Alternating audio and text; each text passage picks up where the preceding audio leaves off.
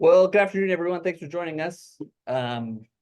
Today's ASIG Spring Forum is going to focus on defining access services. And for those of you who are unfamiliar, the Access Services Interest Group is charged to provide a broad framework for discussing topics and exploring areas of development in the field of access services, including but not limited to circulation, information services, reserves, resource sharing, stacks maintenance, student worker supervision, leadership management, remote storage, and security. Through this work, we strive to provide a national stage for library workers and access services to enhance the overall development of access services conversations and programs within ACRL. Our group is headed by 3 pairs of co-conveners who each serve staggered 3-year terms as incoming, current, and past officials. This year's past co-conveners are Leslie Brown of Montgomery College and H.J. Pedley of the University of Iowa.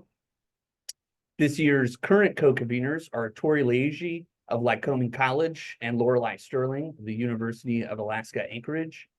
And this year's incoming co-conveners are Andrew Yeager of the University of Maryland, universities at Shady Grove, and myself, Jeff Hipsher, head of Access Services and Delivery at Florida State University Libraries. And as Leslie and H rotate off this year, there is a current call for 2 new ASIG incoming co-conveners. So if you're interested in becoming more involved with ASIG, connect with one of us directly or see our posting on ALA Connect for more information. This year's Spring Forum is devoted to Section 1 of the ACRL Framework for Access Services Librarianship, defining access services. We appreciate all of you taking time to review the framework and participate in this discussion, which will help guide our group's next steps in building upon this foundational document for our profession. We'll provide a set of guiding questions to help instigate conversation, but please feel free to ask your own questions of the group or share your unique perspectives of the framework and its impact on your experiences as an information professional. But before we get started, Lorelei will share some basic guidelines we think will help ensure a positive and productive discussion. Thanks, Jeff. Hi, everybody, and thanks again for attending today's forum. My name is Lorelei Sterling, and as Jeff said, I am the head of Access Services at the University of Alaska in Anchorage. I'll be taking lead for facilitating today's discussion, and we ask that all participants help make it a productive conversation by following a few simple guidelines. Now, I am going to read the slide. I know that that's not best practices, but I think this is really important information, and I want to make sure that we all hear it. So please keep your mic muted until you are called on to share. To ask a question verbally, use the raised hand feature in Zoom, and we'll call on participants accordingly. In order to ensure equal space for all participants, we kindly ask all speakers keep their shares under 2 minutes. Please feel free to type questions in the chat. The moderators will be sure they are read aloud. If you'd like to ask a question or share your ideas anonymously, message one of our facilitators privately, and they will read your statement aloud on your behalf and will not share who it came from. Please be respectful of all participants. Treat other participants' reflections and questions with respect. Acknowledge that we may be at different stages of learning on the topic. Speak and let others speak. Share responsibility for including all voices in the discussion. If you know you have a tendency to dominate discussions, I know I do, take a step back and help the group invite others to speak. If you tend to stay quiet, challenge yourself to share ideas so others can learn from you. And please keep comments on topic. If you've shared on a topic, make sure others are able to share first before you share again. Always assume positive intent. We are here to ask genuine, curious questions and provide responses that will help move the libraries toward constructive outcomes. We would also ask that if you do share, please, if you are comfortable, say your name and the university you're at. For our notes, we will not be listing people by name, but we will be listing institutions as appropriate. So when thinking, so that's the guidelines. So now let's get into it, right? Let's start talking. So how do you define access services? So when thinking on this framework and potential revisions, the ASIG group found ourselves returning again and again to a handful of central questions about this document. our experiences as information professionals, and the future of access services librarianship. So for today's forum, we'd like to share those questions in hopes that they instigate today's discussion. So you'll see on the slide, we've got 3 different questions, basically. In serving as the introduction to the framework, does Section 1 adequately describe and contextualize the labor performed by access services departments? There's a definition within the Section 1. Would you agree with it? And it's said there. And then finally, how complete is the current list of programmatic areas provided in Section 1.4? So we've listed a whole bunch of different things down below. There are 16 mentioned in the actual framework. So this is what we're looking at today. This is what we would like for you to tell us more about. So it's about defining access services, but it's also about these questions. So I'm going to be quiet now, and I'm going to be quiet until somebody talks. And what we're asking for you to talk about is any of these things that you want to. So any of these 3 questions, well, really 4. So do you agree with the definition of access services? And then, the other one. So again, I'm going to be quiet. And Tori is pasting a link to the framework in case you weren't able to read it ahead of time. It is a very short chapter within the framework, 8 pages, I think.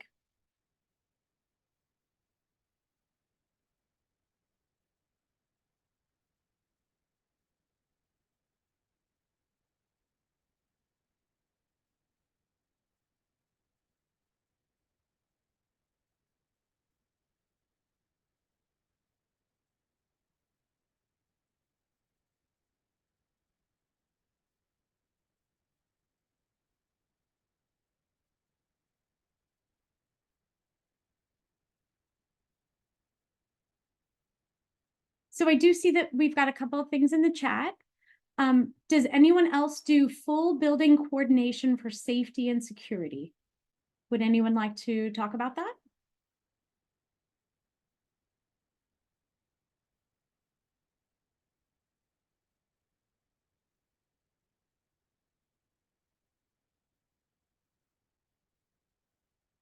And someone does say they'd like to add, oh, you don't have the option to turn on your mic. Okay.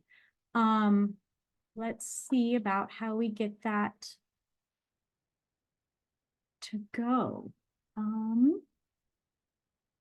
Sorry, everybody. Let's see.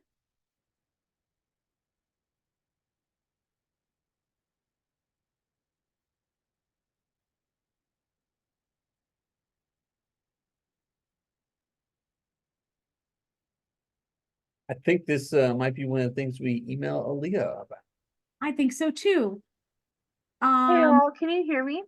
Yes. This is a format of like a webinar. So like those aren't able to chat, just the speakers, and then they're able to respond to questions in the chat. I didn't make this one, but this is just that type of Zoom room. Okay.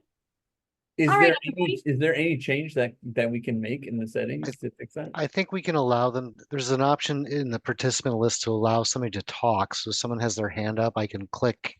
It looks like I Yeah, can you click. should be able to like Oh, I see it now. Yeah, we can do that for sure.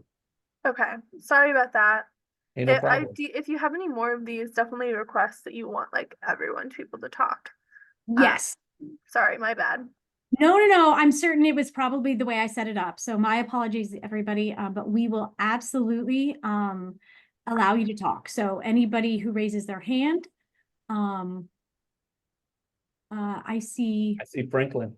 Yep, I do too. I'm just trying to figure out how to make that happen. Yes. Okay. Can you hear me? Great. Sure Yay. can. Okay, cool. Franklin. So yeah, I am just a guest. So I think that if people want to raise their hands and you all can call on them, then it seems that you can unmute us. So that's like we can still talk. Yay. Yay. Thank you for your patience, everybody. Yeah, I mostly just wanted to test, but I did wonder, as a couple of people are saying in the chat about customer service, I imagine that's something that you all have probably discussed and specifically not put on there. Just from full disclosure, I work with Andrew Yeager, who's also a part of your like kind of group here. We work at University of Shady Grove. And I've talked with him a lot about like what our role in customer service really is here, but I think it is a big part of what we think of when we think of access services. So yeah, thank you. Great. And you know, you're absolutely right. It's definitely in the framework. It's just one of the things got left off the slide. So I've shared the general public service part. This is from section 1.4. It's 1.4.6, and you're absolutely right. That should be one of the things. And this is from the framework, their description of that. Great. And then Kristen, I see your hand is raised. Yeah, hi. I'm Kristen Dieter. I'm from Syracuse University. I think this is potentially a common thing that we see across the profession, but I always think it's really interesting when, for instance, in that bigger box for section 1.4, the information desk is noted, and the idea of access services being the primary point of contact. At SU, we have a separate department. We have an access services department, and then we have a separate department called Learning and Academic Engagement, which is our information desk and our technology desk, and kind of our primary point of contact for people with questions or who need reference help. So I always think it's interesting that like we kind of have this umbrella term of access services, but depending on which institution you go to, that line of information help and primary contact can be thicker or thinner depending on which one you're at. So like, so for me, like for my institution, answering number 2, we might half agree with that because we're not necessarily the only primary point of contact. We have like 2, we have the front desk, but we also have our information desk that is separate from access services. So it's interesting to see how that dynamic is set up. And I'd be curious to hear from other people what seems to work well and what doesn't. I think they probably all have their pros and cons, but that's a point of distinction, at least here at SU. Great. Yeah, no, I think I think geography of the building often dictates who people go to first, but other people?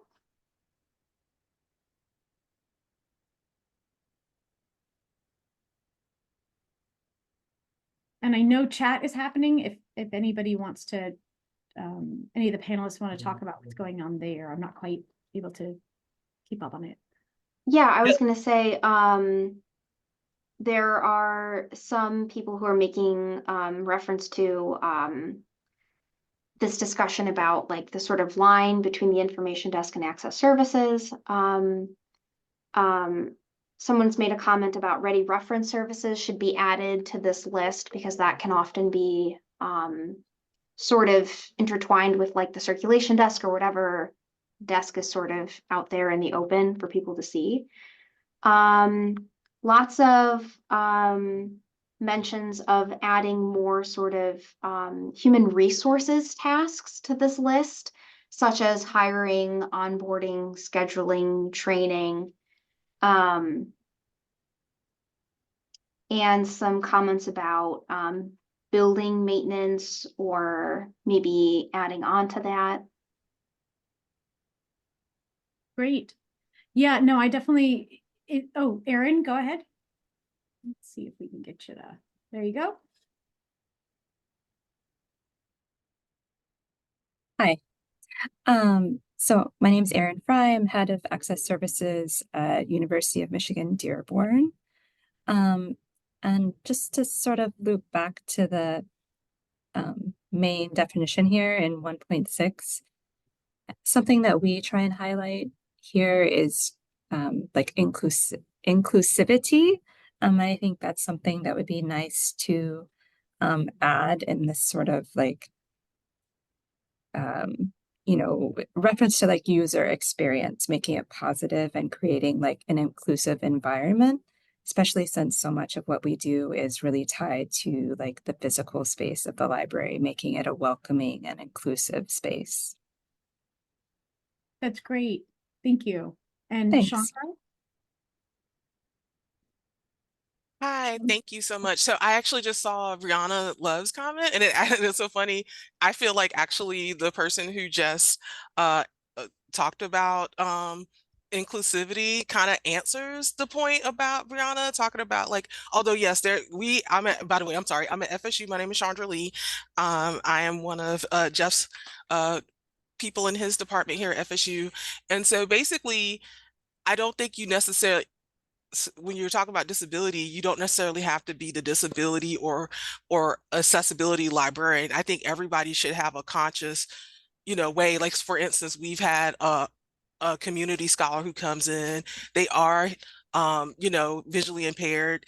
They use our scanner, our open access scanner, to do that, and so we make sure that we have someone available to help them with the scanner. You don't necessarily have to have a disability or accessibility background to be able to include disability services. And so I just wanted to respond to that and see what other people thought about that. Yeah, I really agree with that, because it's all the patrons we need to help, not just some of them. And it's kind of, my desk is right by the front door, and so of course I see everybody who comes in, and so it's definitely a concern. And I really see the point of adding some language around inclusivity to the definition being important. Yeah, I wanted to add, so people in the chat are talking about space and how access services helps create a welcoming space, or that it's mentioned in job ads. There are typically rooms with assistive technology, depending on the library.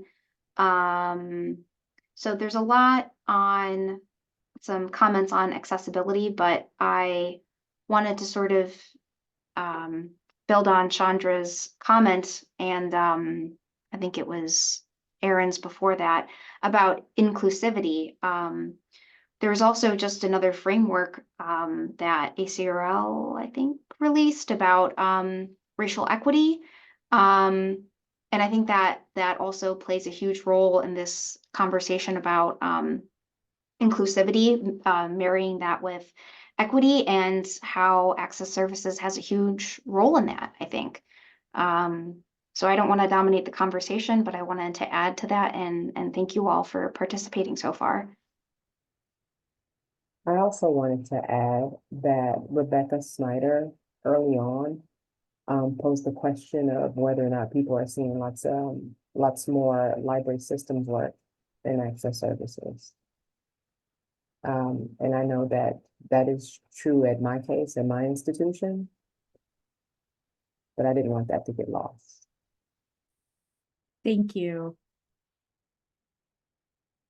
And I see a couple hands raised. Jeff, do you want to go first, and then we'll have Chandra? Thanks, Lorelei. I appreciate this conversation about the definition. And one thing I'm curious to get everyone's feedback on is, the wording of that question is kind of intentional. If we feel like our administrators agree with this definition, from my personal experience, I can say under previous leadership here at FSU, I don't think that they would.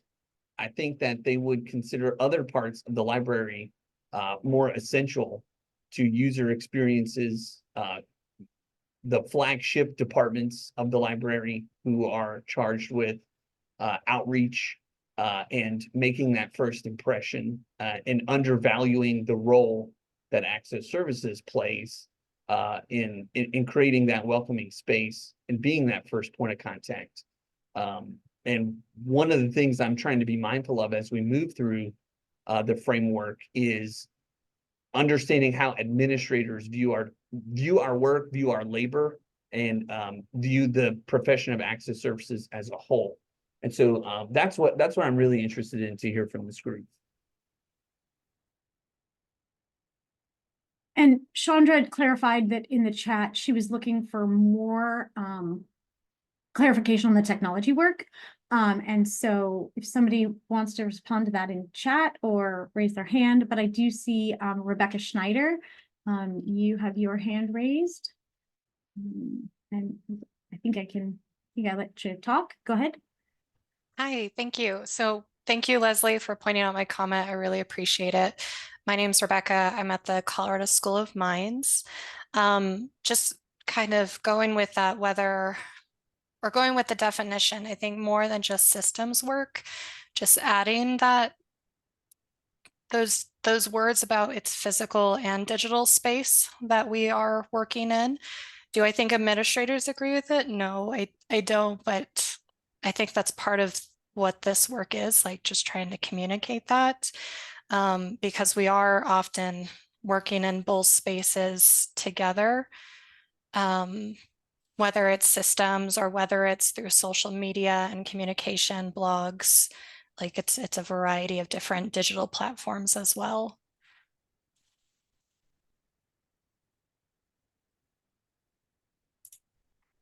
Great. And then I do see another hand raised, but I don't see the name. Oh, Nadine, there you are. Go ahead, Nadine.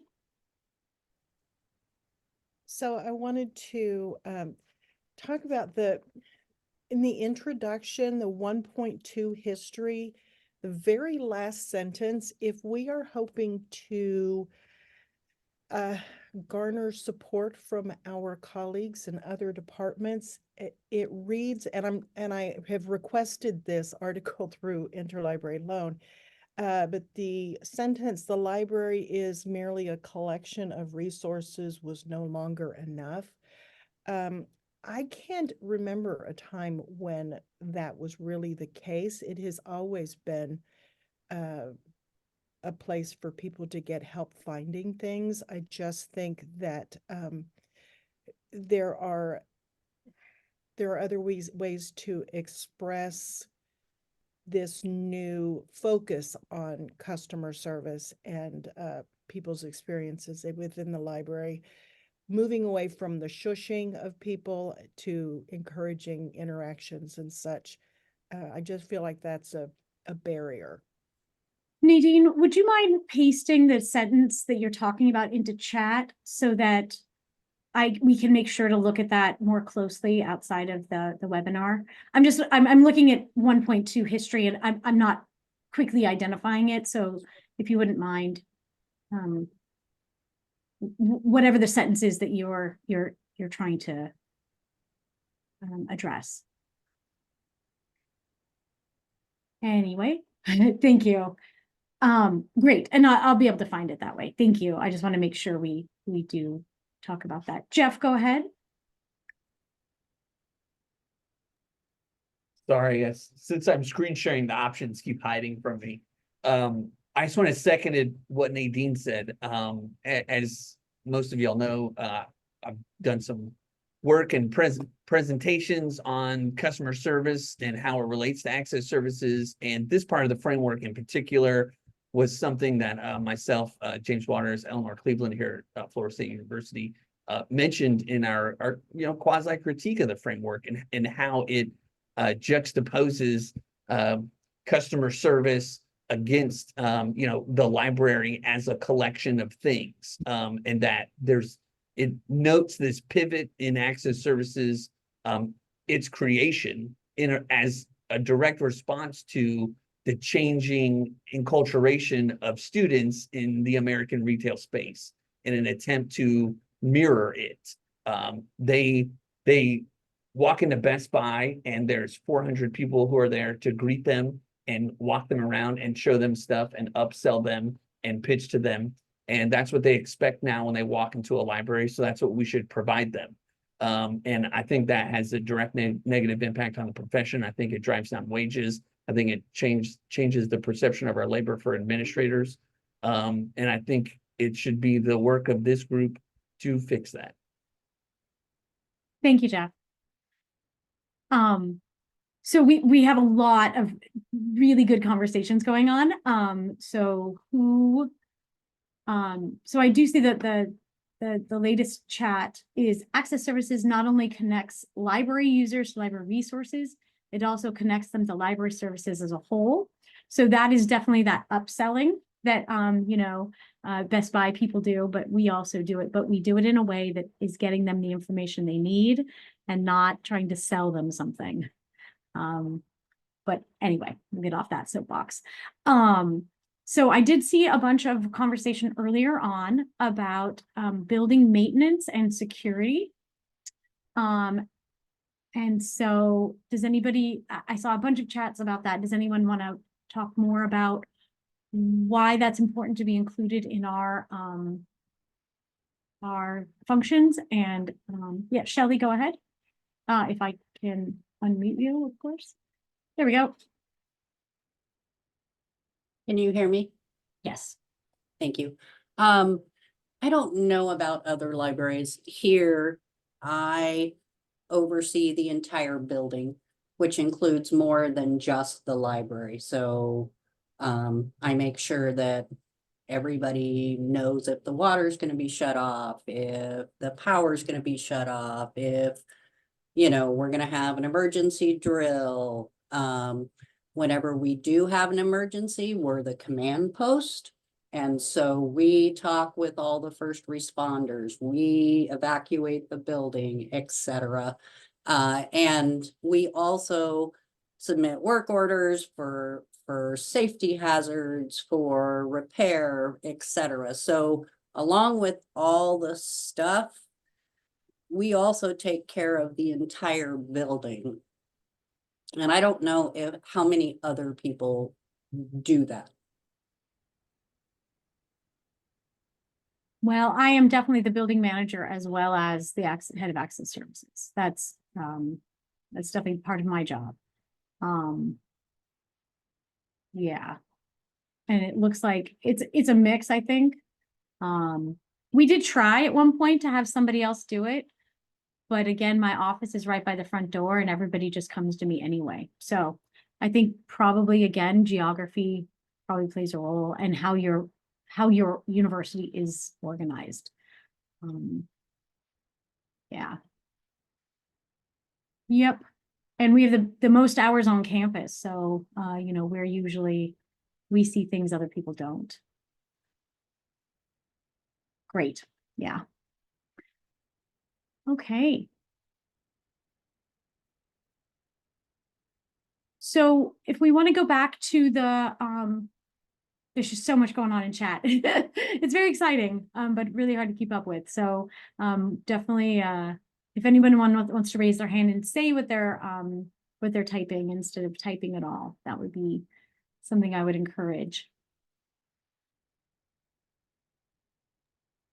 It looks like we have some suggestions for maybe improving some clarification with things related to the building. Let's see, I'm going to scroll up a bit, but some people are commenting about how they do or do not have a sort of facilities department, suggesting like building administration, which includes security and maintenance.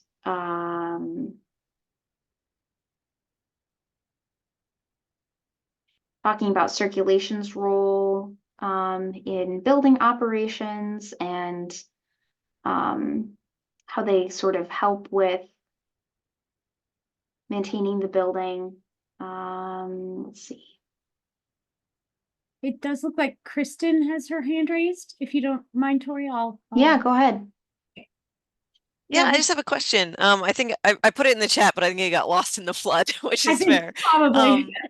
I'm just curious, and this isn't a judgment, just a legit curiosity. Why is current periodicals on this list? Just because that's something that falls under our cataloging department, but I think there's an aspect to it here that I'm just either we don't do at my library or I'm just not totally seeing the connection between the two. So if someone could explain that, I would super appreciate it. Yeah, no, that's a good question. I have to, Andrew, go ahead.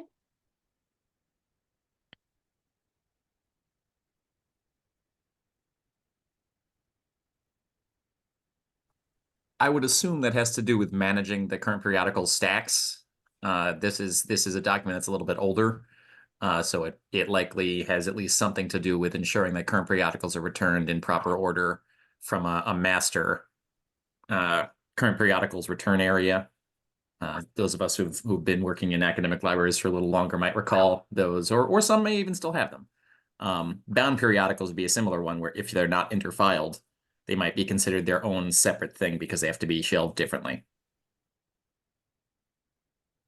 I do think this was one part of stacks maintenance and shelving. I think that I don't know. I'm the one who made the list. I'm not quite sure why I pulled it out separately. I think maybe it was just wait a second, let's make sure this is something, you know, we all still do, or enough of us do. And then Chandra Lee, I see your hand is raised.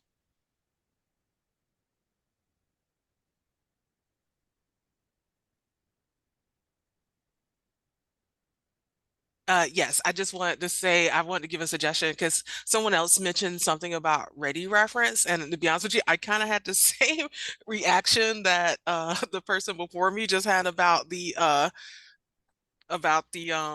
periodical. So maybe we could just say, could we just agree to maybe move these things under circulation, or you know, circulation / information, or circulation / you know, something that would kind of encompass things like ready reference and periodicals that, you know, that people still do, but maybe aren't.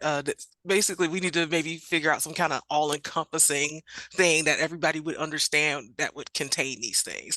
Now, granted, I don't have a suggestion right now off the top of my head as what to call that, but it just seems like just something I've noticed that maybe, you know, streamlining and maybe having some good clear definitions that everybody can at least 90 to 80% of people could kind of like look at it and be like, hey, I think I understand what that means and how it applies to me. So that's it. So I created a table of contents from the chapter, and so ignore the numbers at the ends of these. But what this list that I just pasted in the chat is, it's the 16 things that framework called out specifically as things that Access Services does.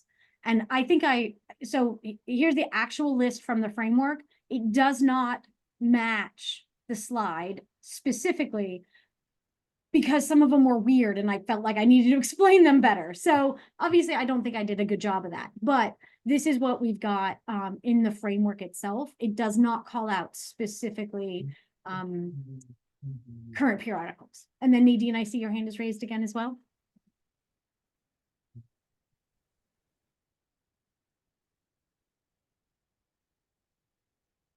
Yes, I wanted to ask about maintaining patron confidentiality. I didn't see that anywhere in this document. And that is a big part of what Access Services does. We manage a lot of the data that it's nobody else's business what our patrons and users are checking out and using. So I believe that that is a big piece that's missing. Thank you. There is a very small section about patron accounts management within this list, and I have pasted the paragraph that goes within it in the framework. So it is there, but it does not say patron accounts management / privacy, because it is a little bit different. It's more of privacy is more than just their account. So, and Jeff, you have your hand raised. Yeah, you know, just a general comment on you know, the language, the vocabulary of Access Services. And even in this conversation with a group of Access Services professionals, some of us have been doing this for a very long time. I don't want to put a spotlight on Chandra Lee, but you know, Chandra just celebrated 20 years here at Florida State University Libraries. There's hundreds of years of Access Services experience on this call right now. And even we are disagreeing on some of the language that's used to describe our labor. And I think that points to, you know, a weakness we have in this part of the profession that then clearly makes it obvious to me why administrators have a hard time understanding what we do or advocating for our professionals. And I think the other thing that's interesting about both lists, the list that Lorelei has created in order to drill down into the framework for this conversation, and the exact, section breakout, is that there's key phrases that are instantly recognizable as part of the intellectual craft of librarianship that are missing. Collection development, instruction, reference. Just the word reference doesn't appear on that list. And it's ludicrous to think that instruction, collection development, and reference, and I'll go one step further and say fundraising, don't routinely occur in access services departments. And I think one thing the framework can do to make it clearer to administrators how central we are to that craft is by incorporating those phrases directly into how we describe our work. My department, thanks to the incredible work of one of my access services managers, just raised $12,000 from our local student government association to help provide a permanent course reserves collection here at FSU Libraries, where we're going to buy textbooks in collaboration with the bookstore. We're going to buy them outright at the beginning of every semester and have them on site for students. That's fundraising. And connecting us directly with that intellectual craft of librarianship by using the understood terminology I think is crucial and something that's missing from the document as it exists now. Thank you, Jeff. And Aaron, I see your hand is raised.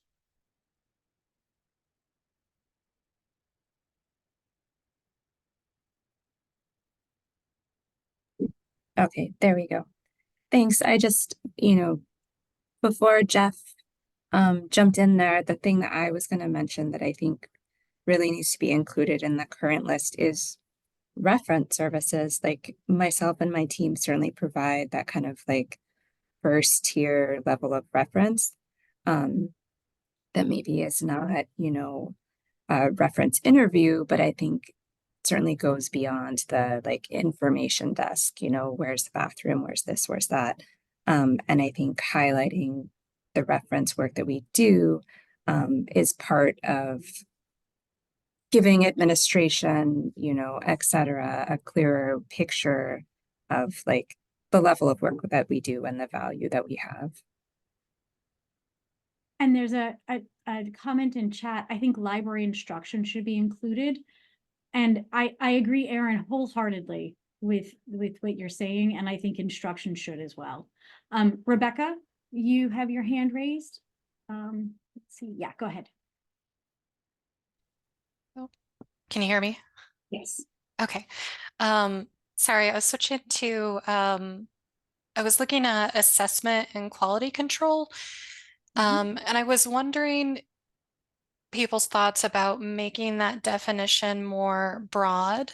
So I think same with reference, like we're slowly moving into other areas of instruction, and I find myself working more and more with data beyond just space and collection.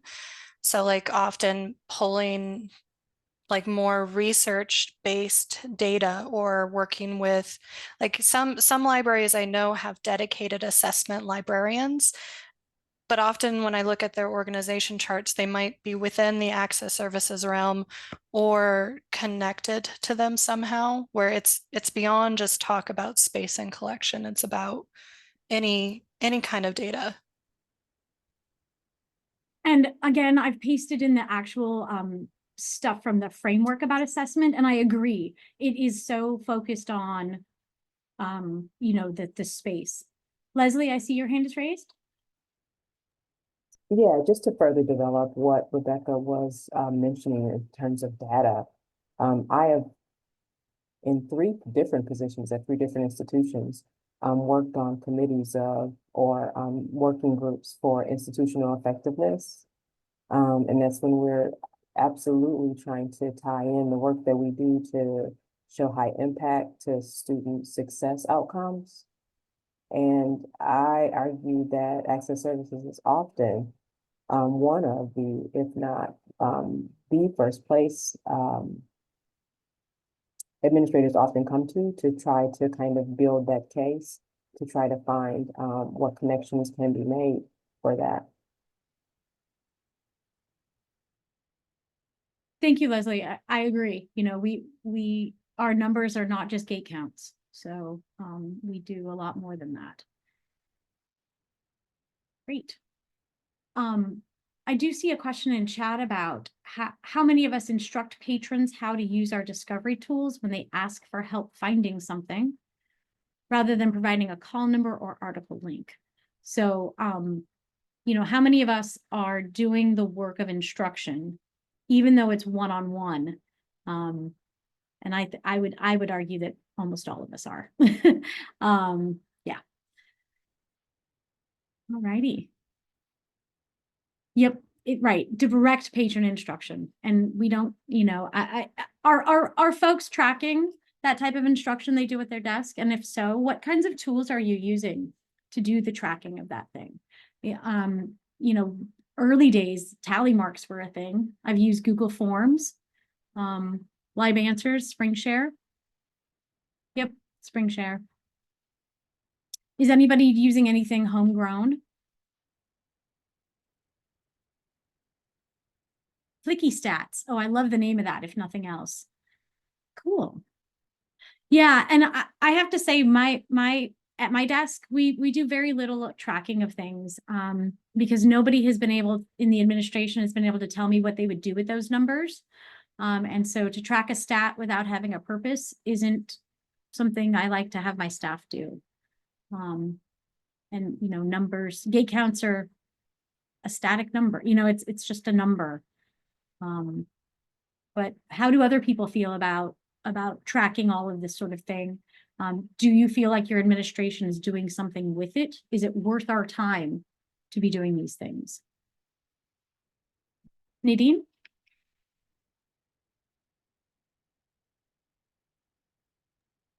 So we keep the gate counts and we do check those. When I was proposing we discontinue opening later and later and later during finals, it was really good information for me to be able to go to administration and say, look at the numbers. Between 11 and 3 a.m., no one was in here. And so some of those numbers, they do help with staffing.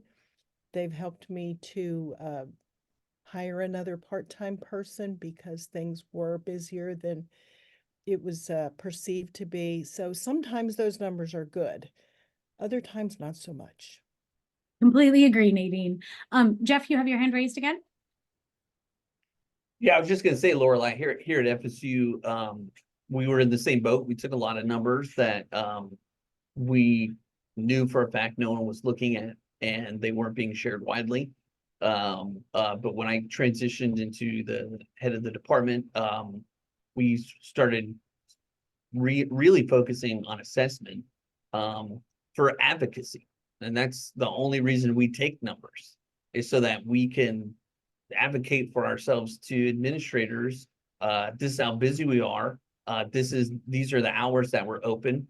And so we're going to ask for more money, and we're going to ask that you change our hours of operation that, you know, better suit our needs and our current staffing levels.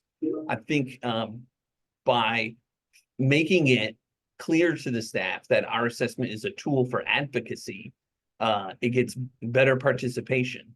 And when they can see the results of that, and they can see me in a meeting sharing those numbers with the dean and with senior leadership, so they know something's coming from it, and then they can see change happen in the library as a result.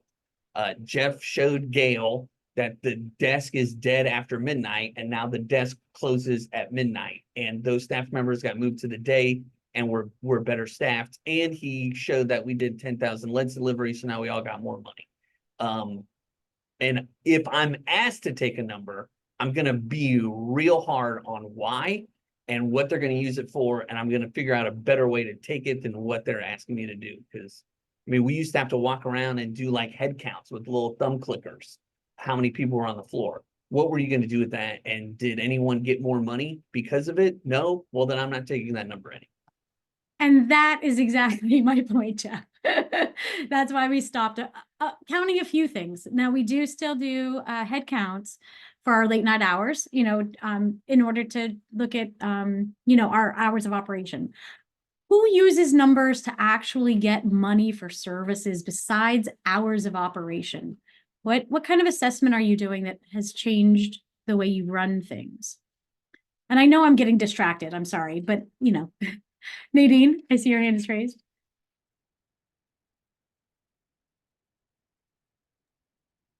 We started running the stats on how often game controllers were being used and the different games, and we were able to triple the number of games that we were purchasing.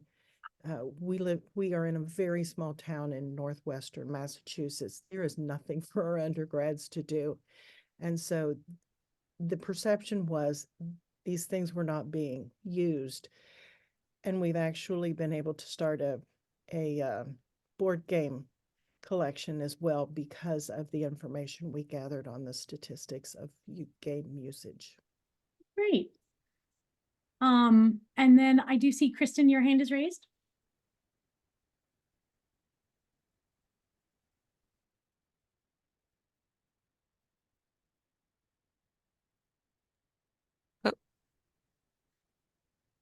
Go ahead. Oh, there we go. Okay, I was muted before. Sorry.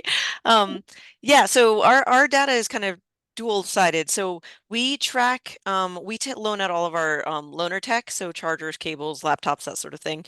And so we used our data to figure out which things we were running out of. So what were people coming to the desk and asking for that we were either had run out of or didn't own, so that at the end of when we get to the end of the fiscal year, we can be like, we need tech to, like, we need our IT department to purchase these upgraded models of these chargers, or these items that people keep asking for that we don't own, and we'd like to get 10 to 15 of them and add them to our front desk.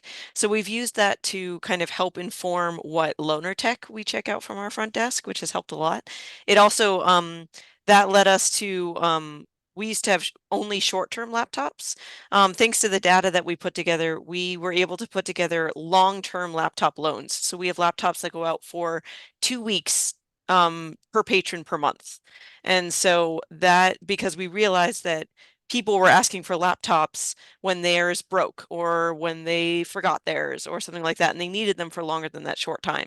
So the long-term laptops have been extremely popular, and we use our new lockers that we got during COVID. People can pick them up right from the locker for their reservation and don't need to come to the front desk. So that data was super helpful. The other side of it, which it's been an ongoing thing, not a lot of progress on this front, but hopefully someday. So I mentioned before, we have a separate info desk. Our desks are physically connected. And so we constantly have people coming to each other for each other's responsibilities. So people will come to our desk, our part of the desk, for reference help, and they'll go to their part of the desk to ask for loaner tech. And it's very confusing.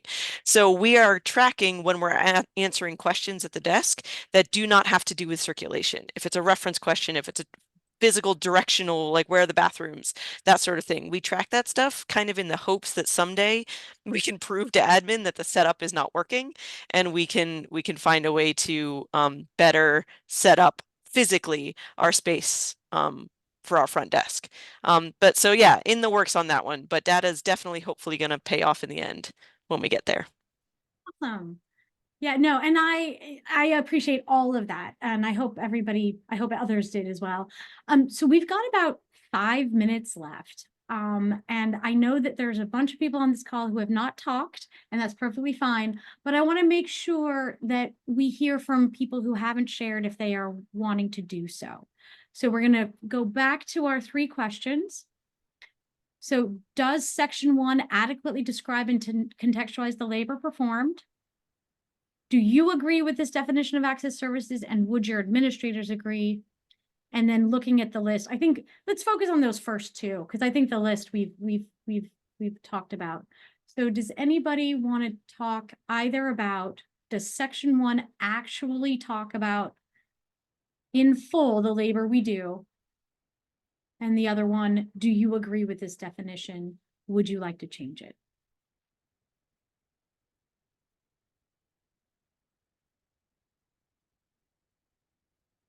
Jean, please feel free to go ahead. Okay. Yeah, the definition, I would add one word: access services develops, provides, and promotes, because I think we do a lot of that formally and informally. Thank you. Thank you. No, that's great. Thank you. I really appreciate that's a really good point. Okay, and we were talking about data a minute ago. We track how many students and how many hours they devote to projects like shifting or inventory. And so we can cost that out when we want a new project or something. We can say it's going to take this many hours and this much money, and that helps us win the case to get that project funded. Thank you. Thank you. And I see a couple notes in the chat. Can section 1 include the work we do around data collection, analysis, reporting, and needs advocacy? I think that's a great comment. I also see connect library users to library resources and spaces. Yes, absolutely, I see that. And the comment I think that a lot of us might agree with is, we like the definition. Admin might not fully agree with the word primary point of contact. So I do hear that. Well, we just have a few minutes left. I really want to give everyone an opportunity to talk if they would like to, or put something more in chat. And services at the end of the first sentence. Library resources and services, yeah. So if anybody else, we've just a couple more minutes. Yes, specify physical and digital spaces. I think that's, thank you so much, everybody. These are such great comments and such great suggestions. It's really going to help us. I really appreciate everybody being willing to share. I'm sorry, Tom, I see your hand is raised. I just need to figure out where you are so I can unmute you. There you go. Go ahead, Tom. All right. Is that working? Yes. Okay. Hi, Tom, Access Service Librarian at Stanford Law. One thing I've been sort of thinking about this entire meeting, and I don't know quite the right way to phrase it, but we're sort of the department of first response for things in the library.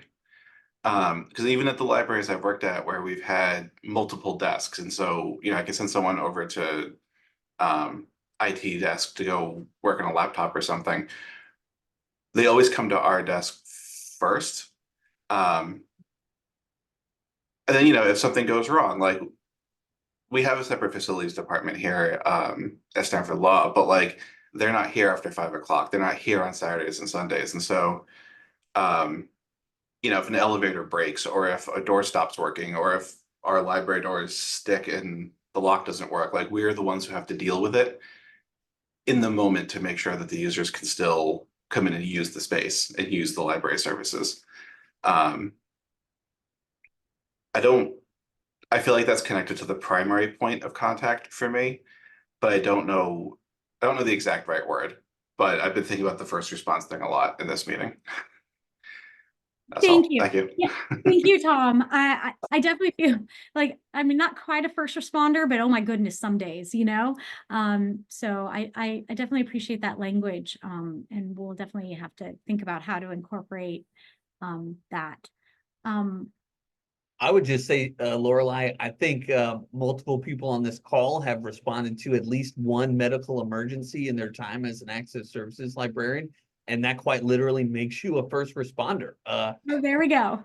we have, it's pretty routine at Florida State that there's Adderall overdoses during finals week. And, we are there, and we make the call to campus emergency services, and we tend to the student until they get there. And I think this points out, and something I said in the chat, like what's described here is the entirety of an academic library.